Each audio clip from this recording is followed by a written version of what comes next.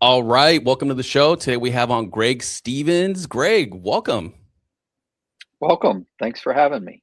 Yeah, absolutely. We appreciate you taking the time to be here today. Tell us a little bit about your practice. With that being said, where are you from? Where's your practice located? And tell us a little bit about yourself. Okay. From Ohio. My practice is in Delaware, Ohio. Um, I've been in the mental health field for 25 plus years, private practice for about 15 years. I'm the owner of MindBridge Integrated Health. It's a group private practice here in Delaware. We have myself and two other clinicians, and also a psychiatric nurse practitioner for our medication management program. Um, I'm married and have three children, and enjoy playing guitar, watching football, playing fantasy football, um, boating, camping. I'm an outdoors guy. Nice. Yeah, that's great. How's your team doing in fantasy? Do you have one for this season? Yeah, I didn't do well this year, so a little disappointing. Hey, all good. It happens to the best of us. Gregg, It how long have does. you been in practice for? So been in the mental health field for 25 plus years, and I started private practice just kind of on the side about 15 years ago, and made the jump into full-time private practice approximately 5 years ago, and was a sole proprietor, individual practitioner until about a year and a half ago. I decided to expand into a group practice, and also expanded into Florida. And I'm trying to have a multi-state practice with multiple locations. Oh, that is so cool. So what motivated you to start that second practice site? Well, from a business perspective, I had done some research and looked into successful paths to take with private practice, and that seemed to be an option to do kind of a multi-state, multi-location. And I have family in Florida, and so actually during COVID, when I went into full-time private practice, I was doing mostly telehealth, and so I started to look at adding additional states. And my mom is also a licensed clinician in private practice, and she lives in Florida. So I was introduced to the practice down there and got affiliated with the Florida area. And so when I decided to do my own private practice here in Delaware, I thought, why not do it down in Florida too, with the intention of spending more time down there. I love Florida, love the sunshine. Get to go down quite a bit and visit. So I thought, wow, if I could have, a work location and be in both states. I'm getting a little bit older, and at some point, we'll want to slow down a little bit and maybe, go back and forth between Ohio and Delaware. And so being licensed in both states allows me to develop more of my business model, but it also might set me up for spending more time in Florida eventually. Yeah, absolutely. Yeah, that sounds really awesome. Yeah, 15 years of practice is a long time, Greg. That's quite the career. Thank Looking you. back, what do you maybe understand now after 15 plus years in practice that maybe you didn't understand early on in your career? Okay.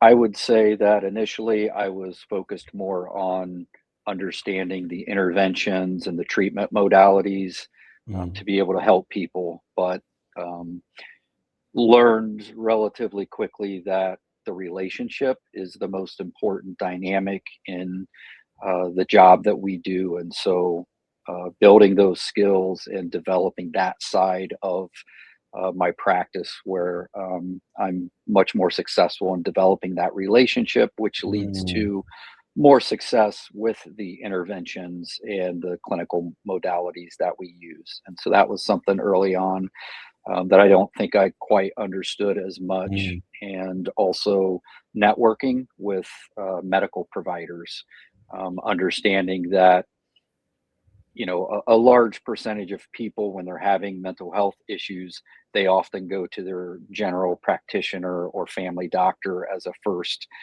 step to get information or help. And so connecting with medical providers, family practices, that's really the best way to get to people that are seeking help, and open up access to bringing them into the counseling setting.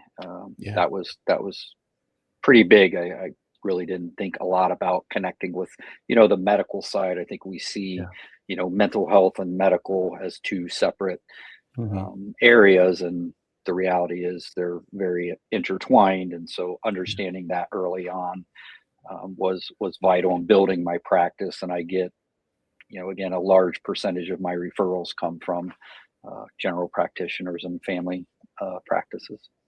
Oh, that's really cool. What is it about the relationship that makes all the clinical stuff more effective for your clients? Well, I think there's several elements to that. One, people want to feel comfortable. They're coming in and Mhm. sharing, personal, private information. And so, you really need to have a relationship that's built on comfort, not being judgmental. People don't want to Mhm. feel like they're being judged for what they're going through, and just trust. If I don't have a successful, trusting relationship with people, then that impacts, again, what they're maybe willing to share, and it also impacts any guidance or feedback, Mhm. insight that I might try to give them during the session. Yeah. They may be less likely to, you know, believe it or follow. A recommendation, because that trust is not there. So they have to trust me. I Mm. have to be genuine. I have to develop that relationship, and then that's where the importance of the interventions and the clinical modalities that we use Mhm. come in, and they're much more successful, in my opinion. Yeah, I bet building that trust is probably a really big foundation for your clients. Speaking of which, what is your target population? Like, who do you like to serve in the community, Greg? So here at MindBridge, we work with all ages. My experience over the years, I've had various agency jobs and positions. So I've worked with all ages, and I bring that to private practice. I would say here in the Delaware office, primarily we focus on depression, anxiety, ADHD. Mood disorders can be something that comes across our desks from time to time, but those are the majority. We do some marital Mhm. counseling, family issues. We work with kids who have behavioral problems, not always ADHD. Kid can Yeah. just be having some behavioral issues or anger Mhm. management, things like that. But Mhm. those are the main populations that we focus on. Oh, that's really cool. Yeah, it sounds like you kind of serve a really broad uh, spectrum of like clients in your community, and which is really cool. Are there any barriers that your target population kind of experiences, maybe when kind of looking for mental health care? Yes, and unfortunately, my experience in the mental health field has brought me in contact or given me awareness with a lot of the barriers that sometimes agencies put up, or doctors, communities, insurance companies. There are a Mhm. lot of barriers sometimes, and I've been focused and passionate about trying to remove some of those barriers. So, in private practice, one of the specific barriers is just getting an appointment or getting somebody to Mhm. call you back. I often hear that people have called multiple agencies or practices, and they didn't even get a return phone call. Or if they get a return phone call, the wait list for them to get into an appointment or an assessment is maybe 2 months away. And so access to me is, I can't say that I return every phone call. Sometimes I understand things just get hectic and busy. I get emails phone calls, text. There's a lot of ways that referrals come in. And so I can't say that sometimes, something's missed, but for the most part, I try really hard to make sure everybody gets a phone call back. I try to do that in a very timely manner. Again, I'm not only a therapist, I'm the owner operator, and I'm kind of doing everything right now. And so I really try hard to prioritize getting back with people, but I'm also seeing a full caseload of patients in therapy. And so, I do the best I can, but again, emphasizing returning phone calls, doing it in a timely manner, and then Mhm. also I try to manage my caseload so that I can get people into an appointment usually within 7 to 10 days. I really don't like to have waiting lists and put people, out for months. I don't think that's a good way to do business. I don't think it's a good way to treat people, especially when they're calling in times of crisis, or when somebody's reaching out, they want help, and so giving them timely assistance is, in my opinion, um, important, and that's one of the barriers. Insurance can be a barrier. We accept almost all insurances here at MindBridge. Again, over the 15 years of being in practice, I've worked to get on insurance panels and become credentialed with most of the main insurance companies. And so I also do serve Medicare and Medicaid populations as well. And so some practices won't see people with that insurance. And so that can be a barrier. And I've tried to remove that by um, accepting those insurances here at our practice. I also do self-pay. So if somebody um, doesn't have insurance and they can't afford to pay our rates, I'll do a sliding fee scale. I'll try to, work out an affordable payment for them, and also do like a payment plan for them so that they're not missing out on treatment just because of financial hardship. Um, those are the Yeah. main barriers I think that I'm aware of. Yeah, that's really cool, and I really appreciate a lot that you kind of structure your practice in a way where you can get clients in the door within 7 to 10 days, because you're so right. I think there's so many clients out there that have to wait, 4, 6, 8 weeks sometimes. It's sometimes even longer just to see a clinician, or they have to resort to seeing somebody else who they kind of just settle on because they don't want to wait so long because they're struggling, or they're in some kind of crisis, and maybe not a acute crisis, but maybe they are in like some real hardship. And just to get in somewhere, they'll settle for maybe a less qualified clinician, or something along those lines. Yeah, that's really cool. Look, a question for you is, what happens to a client, in your opinion, when they're told they need to wait 1 or 2 months before they're seen?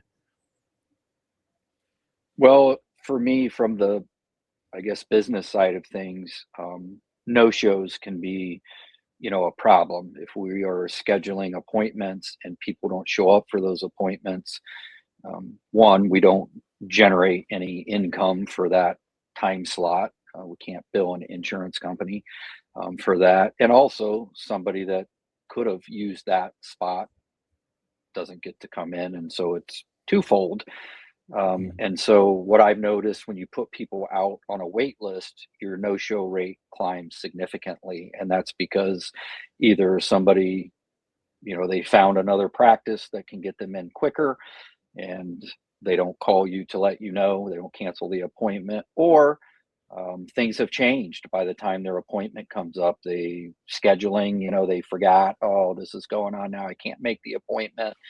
Maybe their crisis is no longer as big of a deal, which isn't necessarily a bad thing. I'm happy that maybe somebody's crisis has resolved, but there's also a missed opportunity there where they could have engaged with in treatment. And why that's important is maybe that crisis resolved, but maybe it's more likely to repeat itself or happen 2 months down the road. And then again, they reach out and call, they're given the same wait list. And so this cycle can just repeat. So if we can get people in relatively quickly, we can get them connected with treatment, and then the odds go down, maybe significantly, that they aren't stuck in this cycle of hey, I need help. I can't get help. Oh, things are a little bit better. Oh, now they're bad again. I got a call. I need help. And that's just an unhealthy cycle to be stuck in. So I try to prevent that.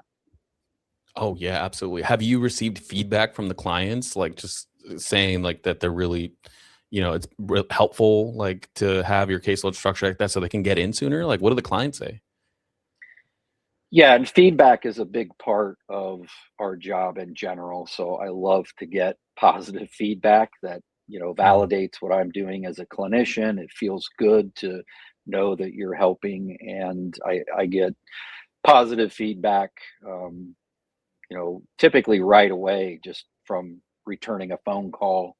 A lot of people make the same comments. Oh, I'm so glad you called back. Thank you for calling back so quickly. Again, I called multiple places. You're the only one that returned my call. I'll hear that a lot, and getting people in relatively quickly. Again, these aren't always crisis situations that demands a different approach when getting somebody in to help. But even if it's not a full blown crisis, again, somebody's typically in distress, and so they're very appreciative.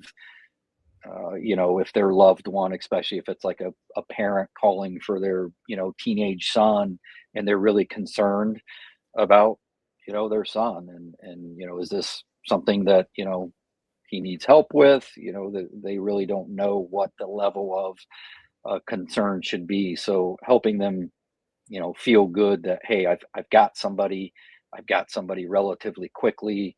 We're going to get some information and some guidance on what's really going on and what we need to do. I just find that people are very appreciative that we're able to resolve these relatively quickly for them, because that's a lot of stress, anxiety to be concerned about your loved one and then have to wait, not knowing, oh, is this more than what I think it is, or just not having that information causes people just a lot of stress and anxiety that we don't, we shouldn't have to add to what they're already going through by not managing our caseloads effectively.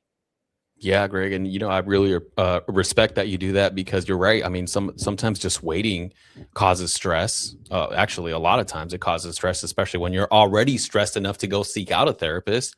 And so, by being able to get them in sooner, we're kind of minimizing that stress and maybe even alleviating a lot of it if we can get them in really, really soon. So I think that's a really awesome, you know, a highlight of your practice is being able to get people in the door quickly. That's really cool. Are you if we can shift gears for a little bit, I wonder if you have any uh, uh, employees. Maybe are you expanding your practice? Are you adding anything to it besides the counselors that you have on staff?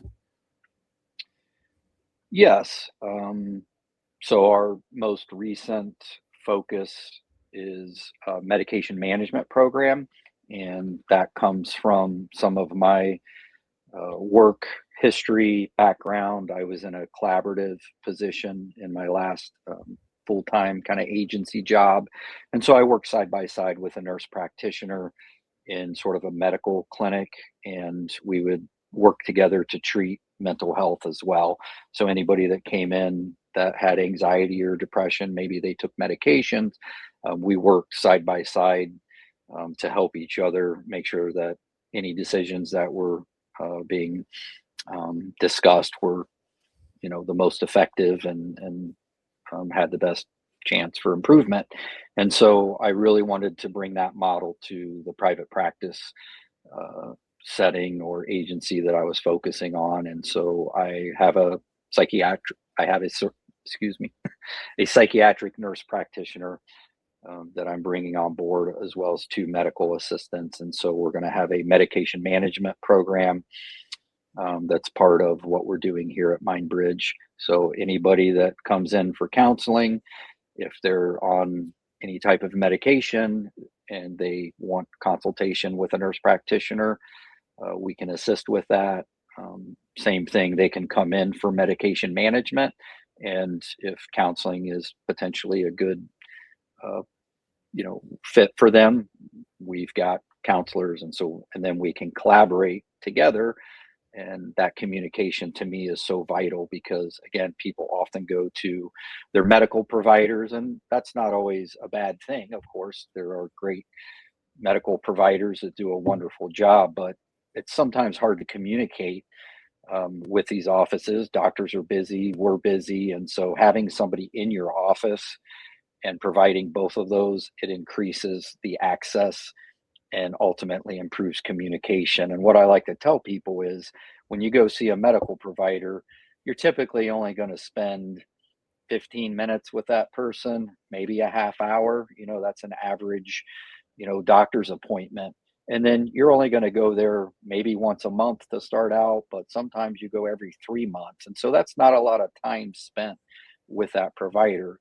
If you're coming to see me, I'm spending an hour with you on average, and I might be seeing you weekly, every other week. And so I get to know a lot more information, and I get to learn the person and what their symptoms really are. And sometimes that really makes a huge difference in terms of guiding what medication they're taking or what medication we would recommend.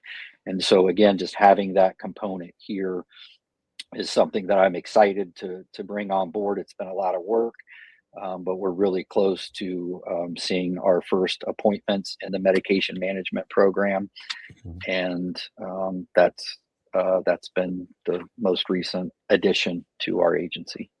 Oh yeah, that's so cool. And I know that there's a big push to kind of graduate more nurse practitioners that can psychiatric nurse practitioners that can handle the medication component.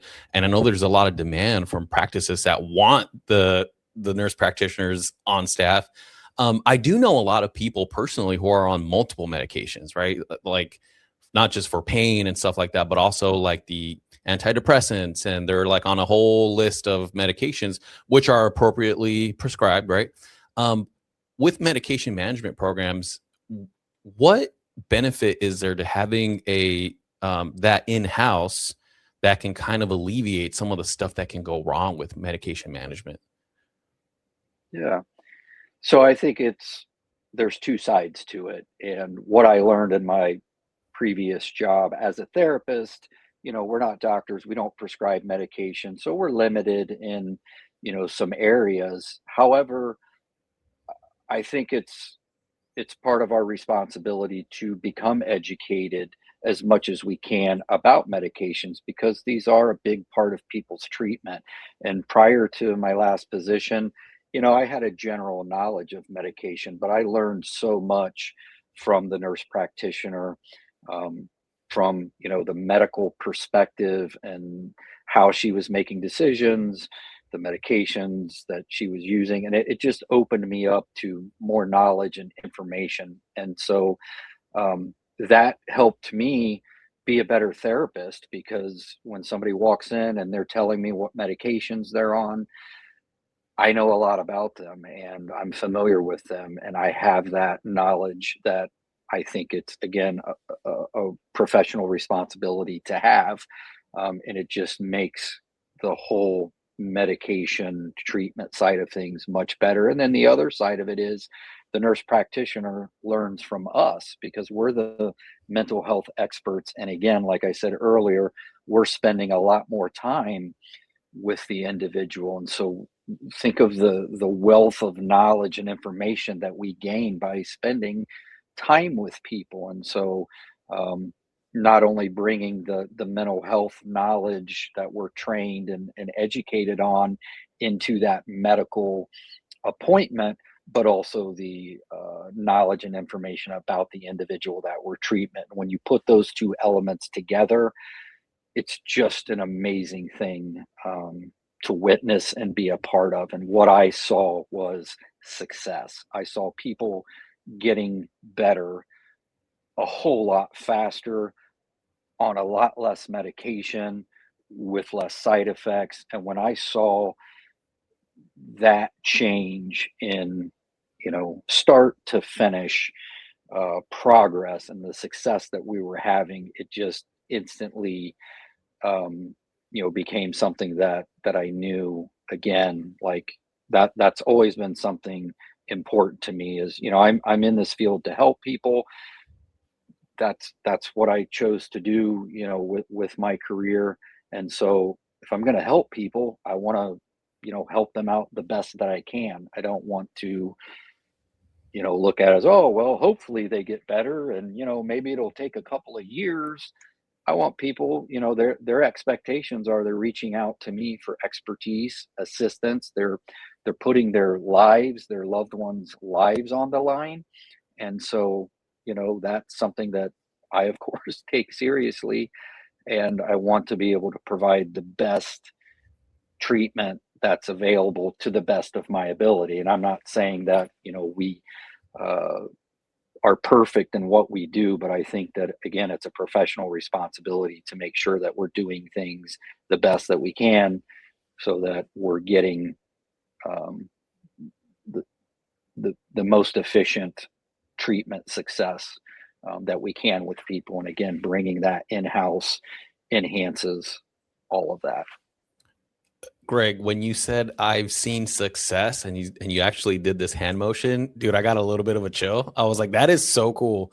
Yeah. Yeah, because you're right. I think that being able to collaborate with the nurse that's prescribing some of these meds, right? And you have intimate knowledge of the client and being able to collaborate and have share some of that information appropriately, right? Like can really shape that treatment in such a way that it does bring success faster, which is what clients want, right? They don't want to spend months and years in therapy. I mean, maybe some do, and there's nothing wrong with that, but there's a lot of clients I find that really just want to be in and out. They got things to do, right? Like they don't want to be there 4 hours a week, whatever, 4 hours a month. I mean, and that is just really, really cool. You mentioned you're close to setting that up with as far as like getting everything finalized and put in place.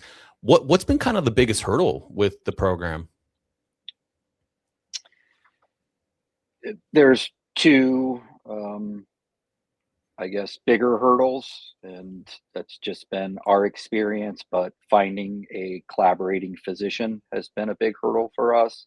So, a nurse practitioner practicing in the state of Ohio has to have a medical doctor collaborating, sort of overseeing what they're doing. And there's a list of responsibilities and duties that they basically ensure that the nurse practitioner is following the treatment guidelines recommendations, and they're also there for support, consultation. If you have a challenge or a difficult case, you've got a qualified professional that you're able to get access to. And so it's a contract situation, and there are stipulations that go along with that. So that's been a little bit of a challenge for us to find a collaboration that fits all of our needs, which again, we serve Medicaid and Medicare. So a collaborating physician has to have the same credentialing for insurance purposes as what our psychiatric nurse practitioner has.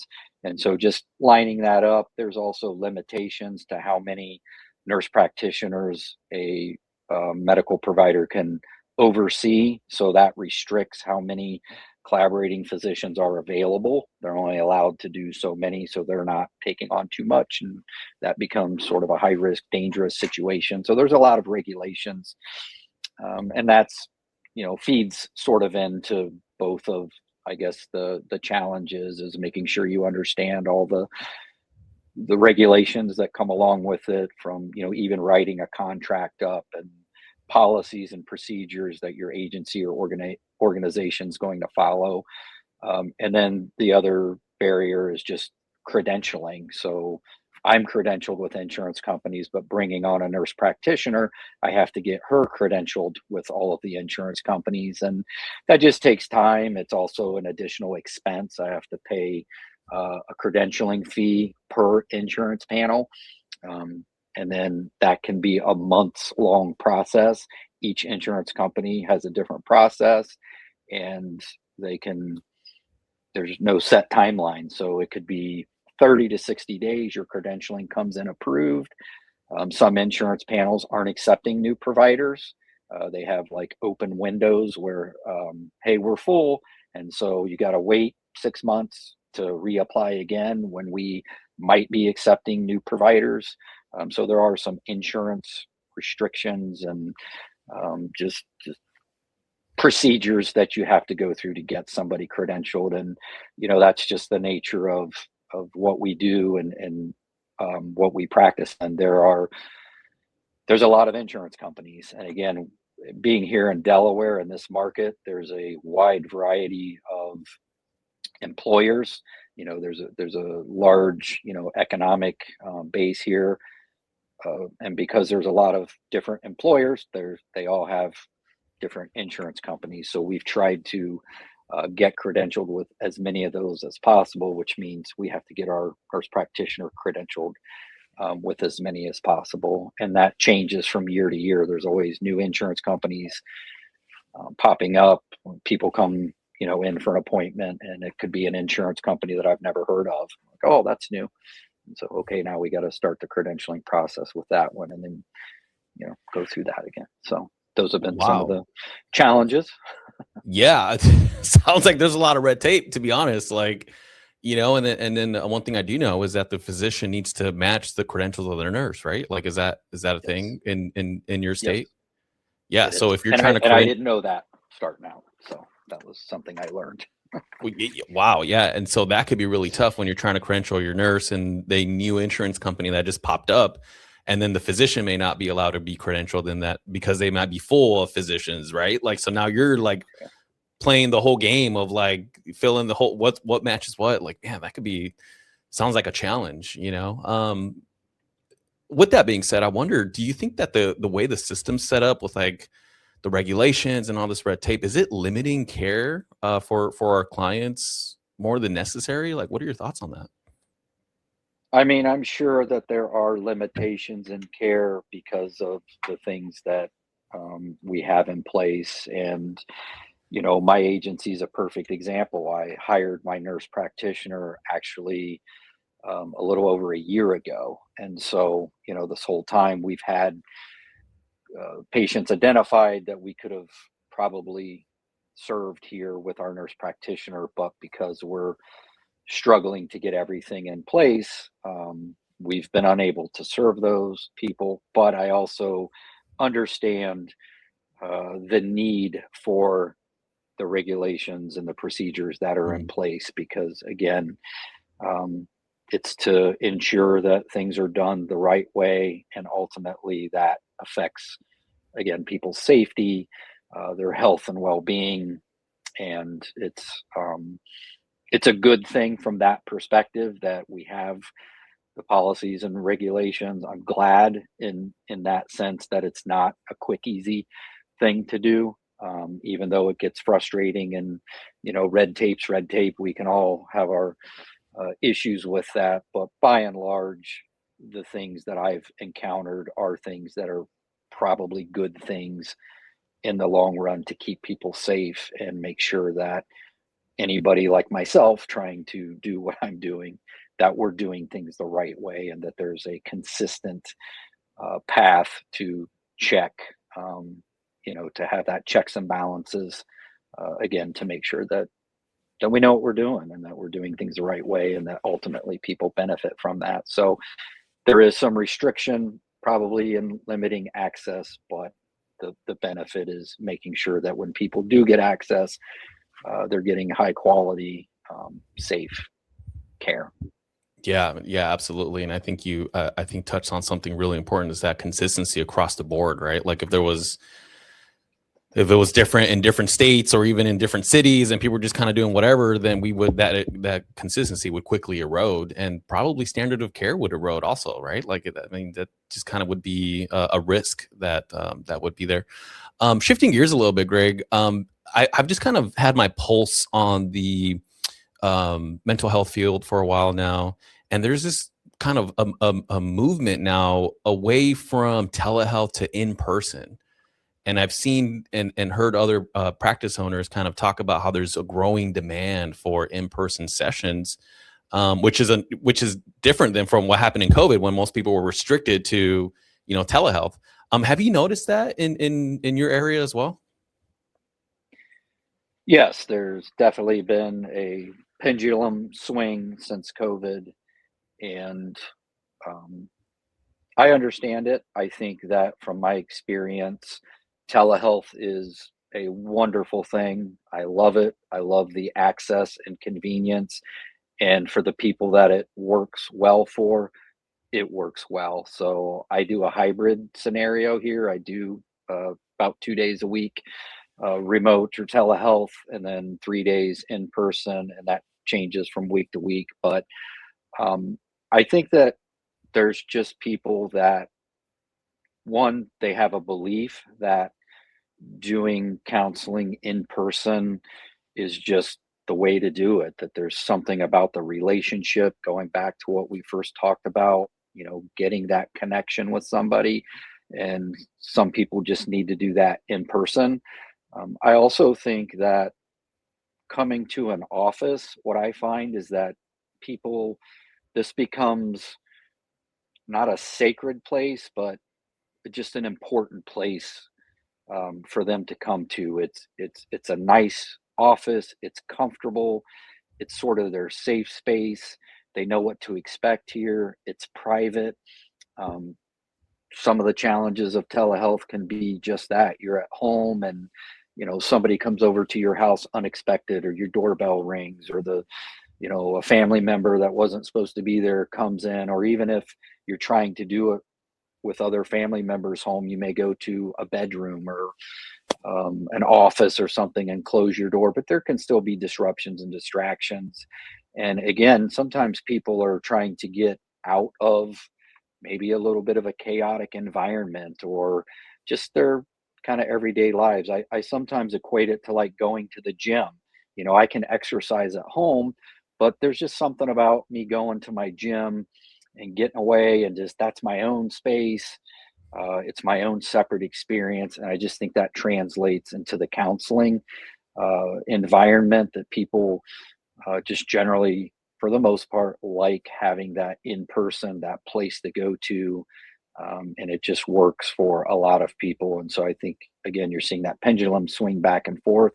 I do think there will always be a need and a benefit to telehealth, and some people I do both with. I may do some in person, and then for convenience, they need to, get an appointment in, and their, work scheduled, they can't make it here or whatever. And so having the ability to do both has been really beneficial, because it helps people maintain their consistency in keeping appointments, which again translates into better outcomes, feeling better, progress, all of those things.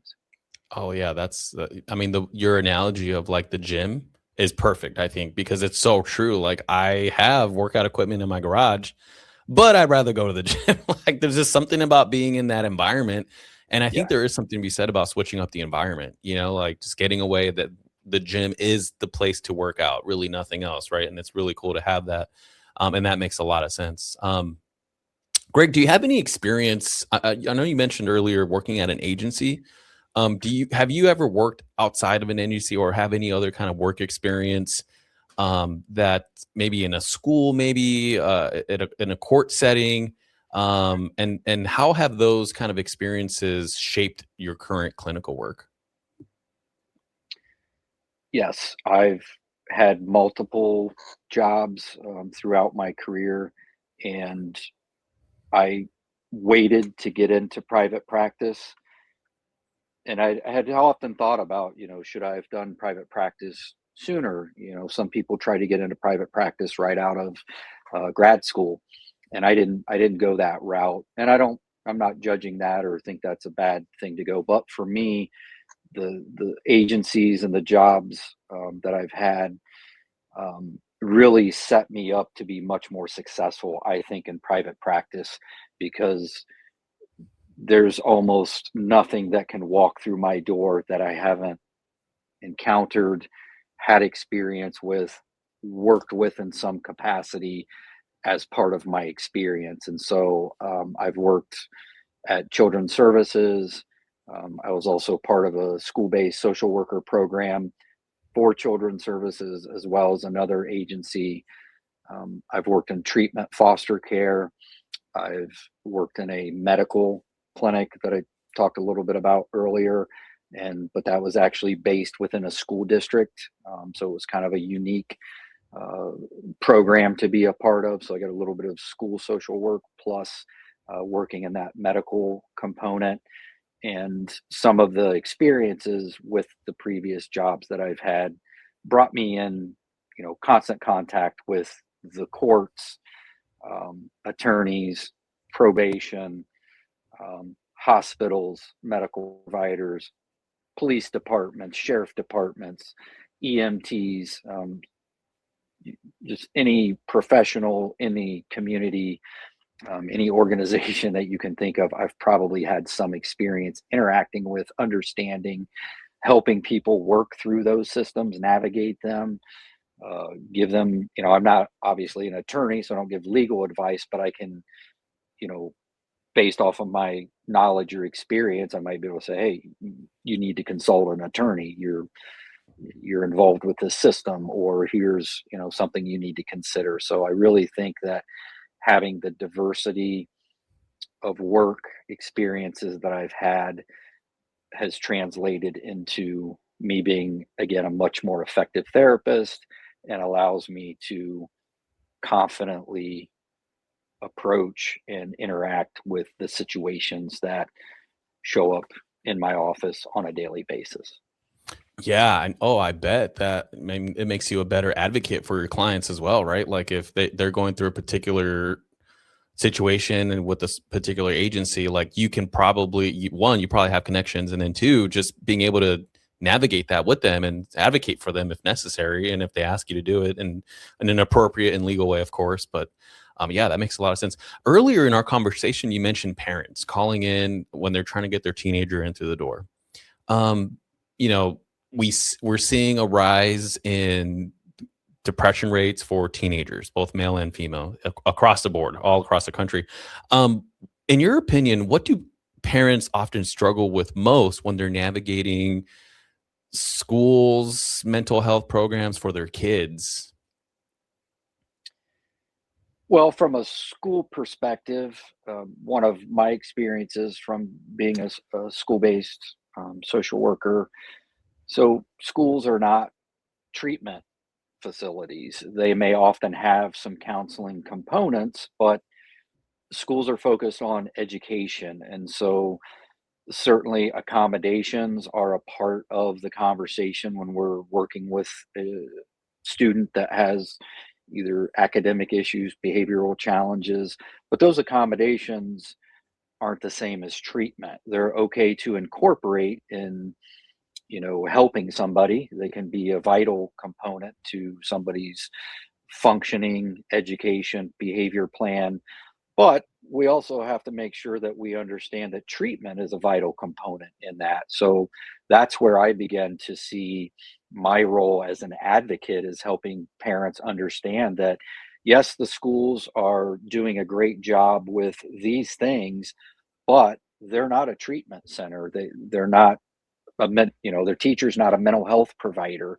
And even if they have some programs or some counselors in the school, that may not be enough to adequately um, cover the treatment that their child needs. So just helping them understand, is this something that you can advocate within the school system for?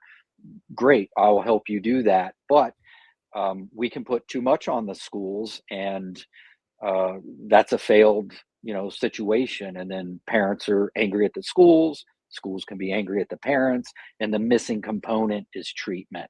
And once we're effectively treating a student, um, parents are in a much better position to be the parent that they want to be, and schools are likewise in a much better position to focus on the things that are naturally their priorities and what they're successful at. And so it's really just helping them understand that component, that treatment, if warranted, if a student comes in and that's where diagnosis and assessment comes in, I'm going to give parents that information, because again, parents aren't mental health providers, so they don't know. They're just concerned about their child, and I can either let them know, hey, that your child has depression, and here's, what we can do about that, and here's a path that we can take. Yes, this is a serious thing.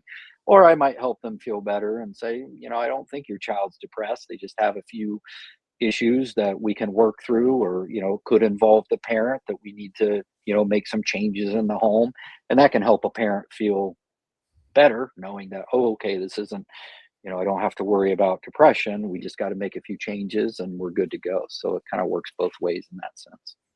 Oh, that's great. Yeah, sometimes just giving parents a little clarity in the way forward, I think it's huge. And I think you're so right that counselors, we love them, right? They're important components in the treatment of a teenager.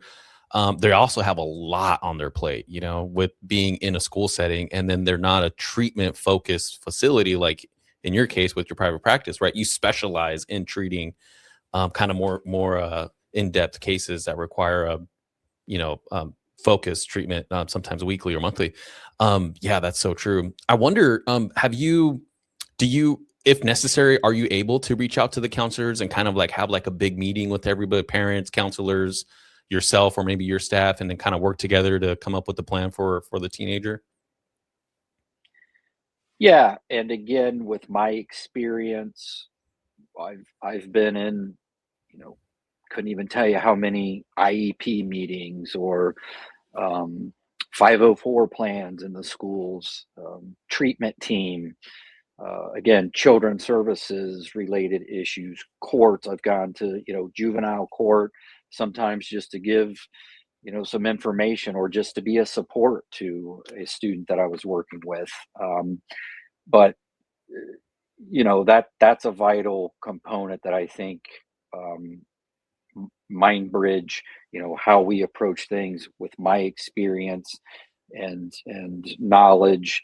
I'm willing to do those things. I'm always willing to collaborate with schools, with the counselors in the schools.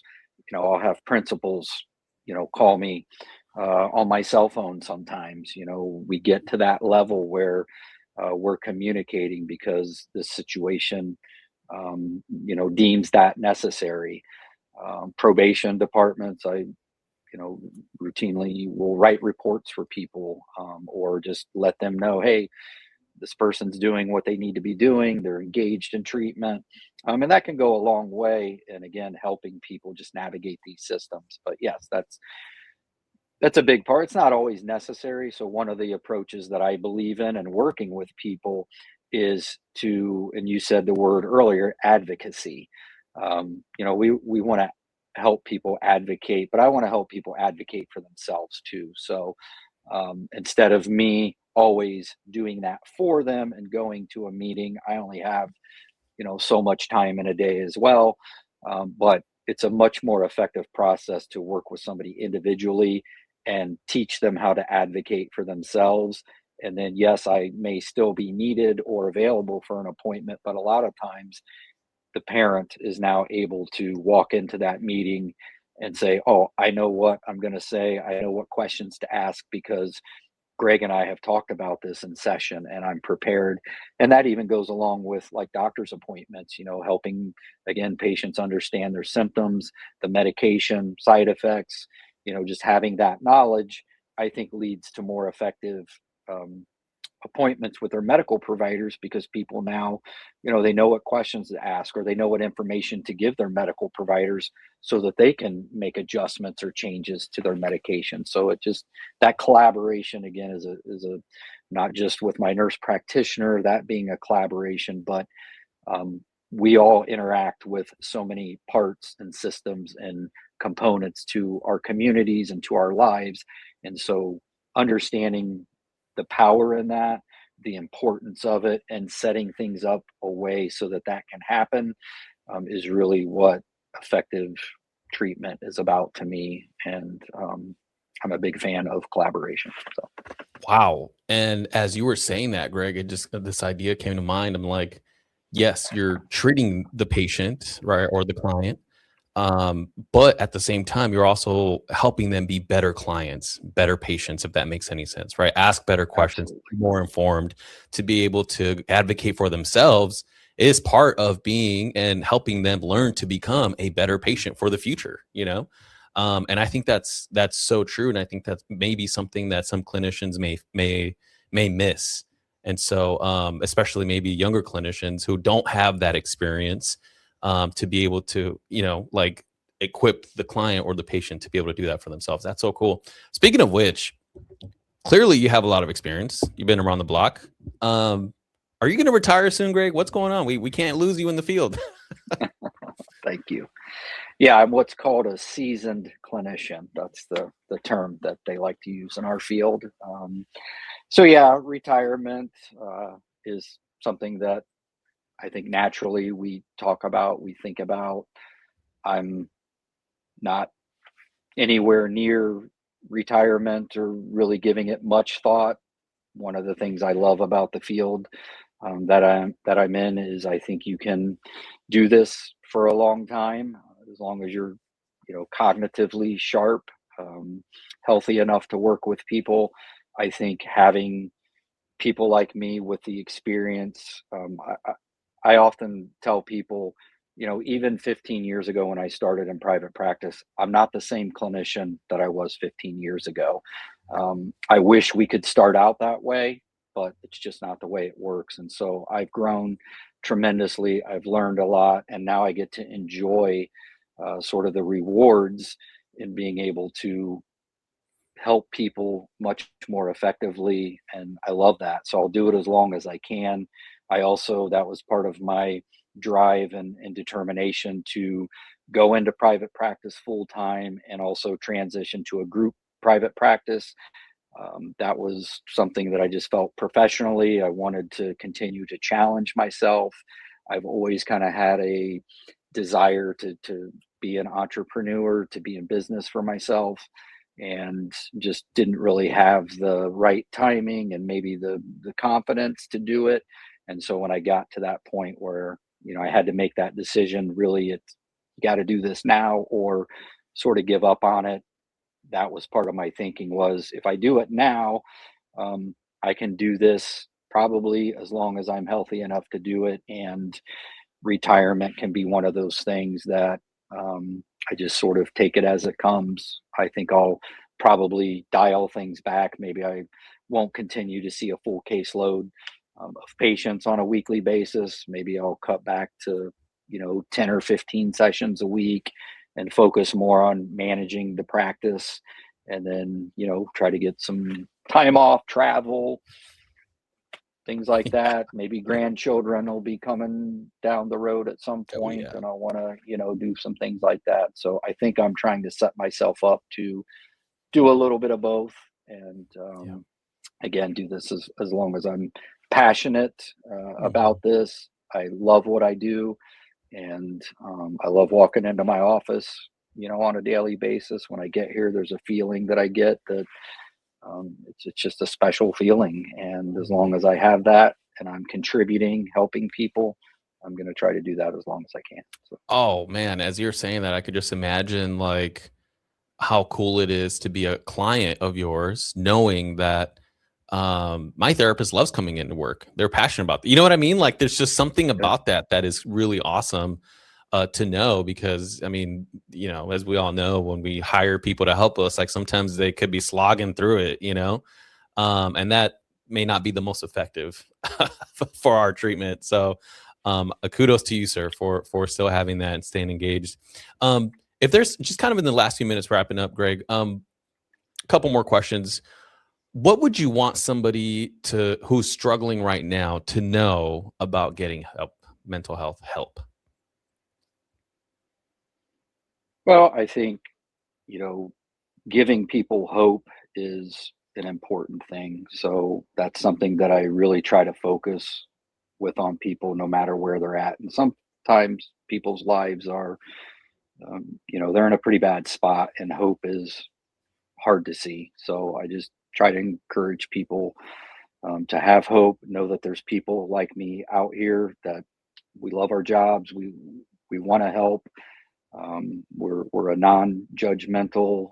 We try to help as many people as we can. We try to remove those barriers to access, and also I would say it's okay to think about this in terms of getting quality care. There's, I'm not here to talk negatively about, my field, but just like anything, there's people doing things well and maybe not so well. So Mm. just like anything, this is an analogy. I don't know how great of an analogy it is, but sometimes, if you're looking for a new car, you go to a dealership or a sales place, and if the salesman's not very good and you don't get a good feeling about it, you don't just stop looking for a car, you go somewhere else. And sometimes that's how therapy is. It's not always about the quality of care.